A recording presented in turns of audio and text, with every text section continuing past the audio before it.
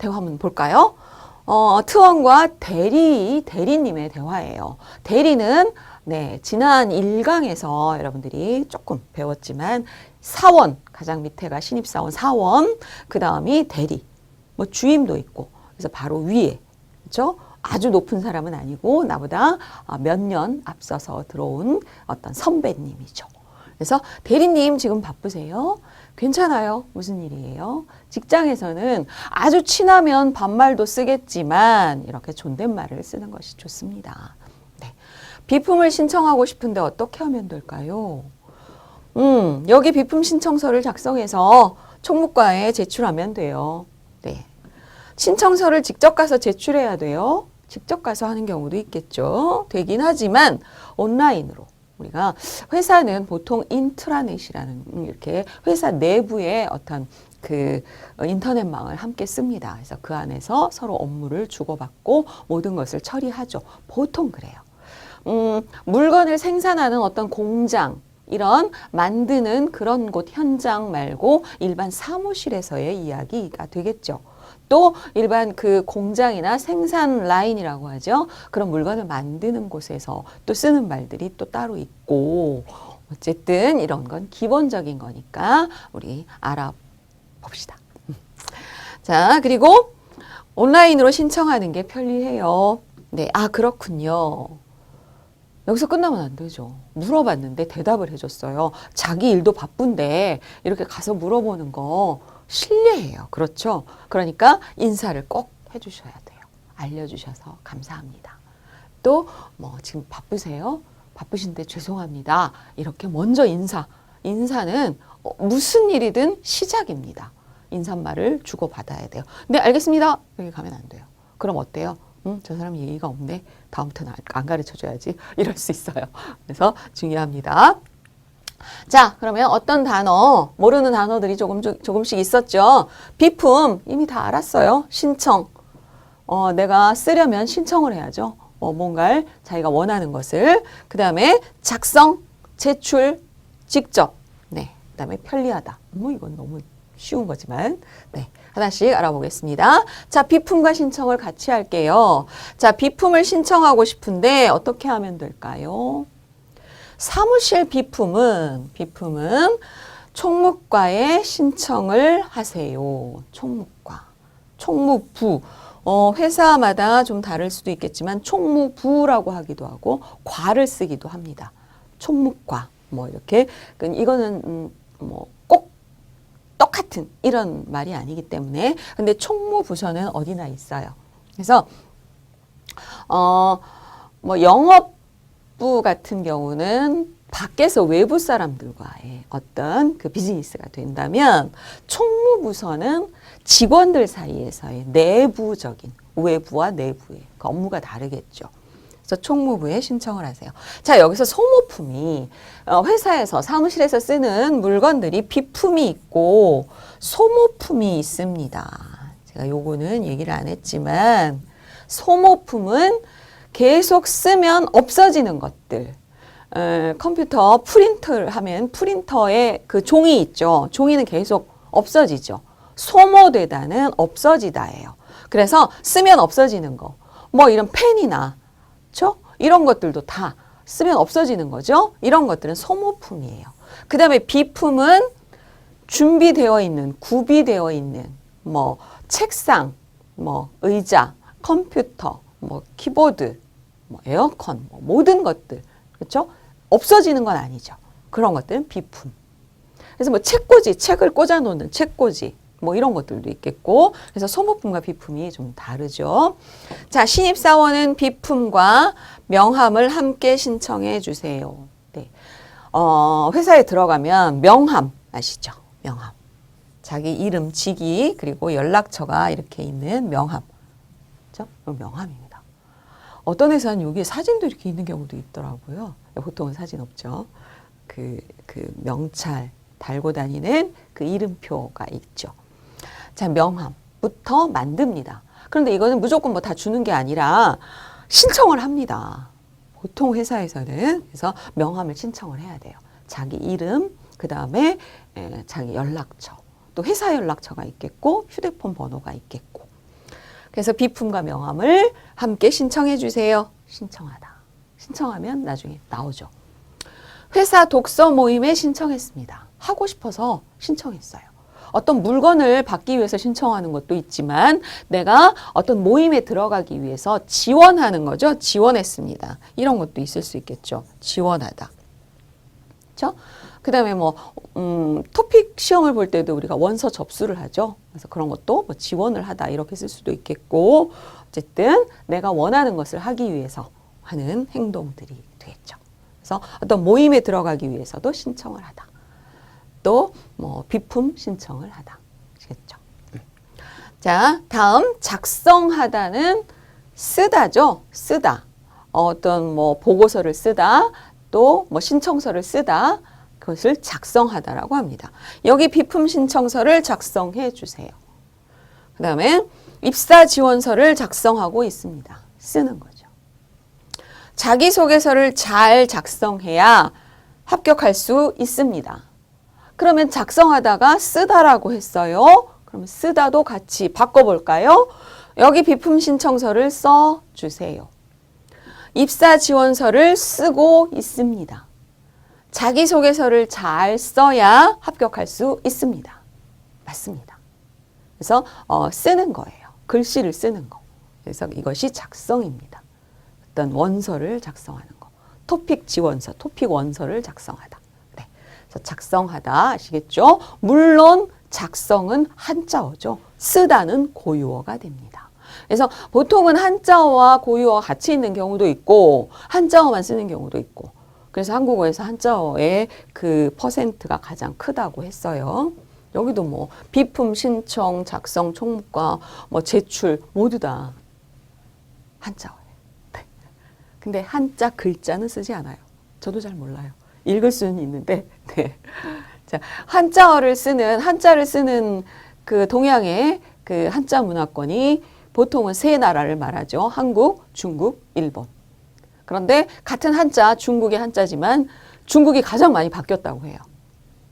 영어도 영어를 쓰는 원래 영어를 먼저 썼던 곳이 영국이죠. 영국은 많이 바뀐다고 해요. 그런데 가지고 가서 쓰는 사람들은 안 바꿉니다. 그래서 미국 영어가 더 안 바뀌었다고 해요. 마찬가지 같아요. 한국의 문자 한자는 중국의 한자보다 옛날 그 모습을 가지고 있다고 합니다. 가지고 와서 쓰는 거기 때문에 바꾸지 않죠. 지키고 쓰는 거죠. 그런데 중국은 많이 이렇게 생략해서 간단하게 쓰죠. 그래서 한국의 한자는 더 복잡해요. 글씨를 쓰려면. 그리고 일본은 또 다르게 또 변한 경우가 많고 같은 한자를 쓰는 문화권이었지만 조금씩 문화에 따라서 달라지는. 그렇죠? 작성하다. 자, 다음 제출하다. 뭐 다 아시죠? 보고서를 제출하다, 과제를 제출하다. 다른 고유어로는 뭐예요? 내다죠? 내다. 아까 작성하다는 쓰다가 고유어였어요. 제출하다, 내다죠. 숙제를 내다. 오늘 퇴근 전까지 보고서를 내주세요. 제출해 주세요. 한자어. 한자어를 쓰는 것이 조금 더 그 공식적인 격식에 맞는 예의를 갖추는 이런 경우가 많다고 했어요. 그러나 뭐 이 경우에는 고유어 내다를 쓴다고 예의가 없는 거 아니에요. 같이 쓰는 말이에요. 제출해 주세요. 내주세요. 여권을 만들려면 사진을 내야 합니다. 제출해야 합니다. 휴가 신청서를 제출하면 휴가를 쓸 수 있습니다. 내가 휴가 쉬고 싶어요. 그냥 쉬는 게 아니에요. 말로 저 쉬겠습니다. 안 되죠. 휴가 신청서를 반드시 쓰고 윗사람이 허락, 결제를 받는다고 해요. 결제를 받아야 휴가를 쓸 수 있습니다. 휴가를 갈 수 있어요. 그래서 여기도 휴가 신청서를 내면 휴가를 쓸 수 있습니다. 여기서 휴가를 쓰다는 이 글씨를 쓰다의 쓰다가 아니죠. 사용하다의 쓰다예요. 그러니까 쓰다는 여러 가지 그런 걸 동음이의어라고 합니다. 소리는 같아요. 동음, 소리는 같아요. 그런데 의미는 달라요.